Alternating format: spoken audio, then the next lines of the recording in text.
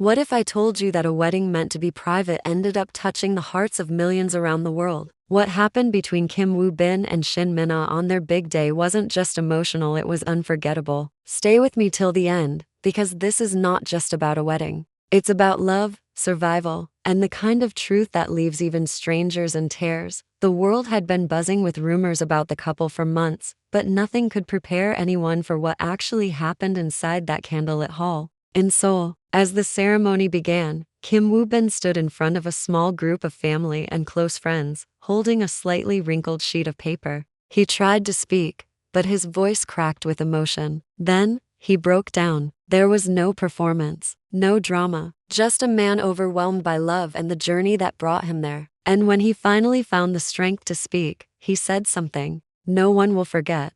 I once thought I wouldn't make it past 30. And then she walked into my life and I started to believe again. Tears rolled down his cheeks. He could barely finish. And that's when Shin Min-ah, calm and glowing in her simple wedding gown, walked over and gently took his hand. She didn't wipe his tears. She just held on. That small gesture broke the room. People were crying, stylists, reporters, even the groom's longtime manager. The wedding, once expected to be quiet and elegant, became something much more powerful, a raw, emotional moment shared by two people who had been through more than most of us can imagine. Behind their smiles and beautiful photos was a long and painful journey. In 2017, Kim Woo-bin was diagnosed with a serious form of cancer. He disappeared from the spotlight for years, but during that time, one person stayed by his side, Shin Min-ah. No public statements, no drama, just quiet, steady support. And on this day, in front of people who had witnessed their highs and lows, she finally shared her truth.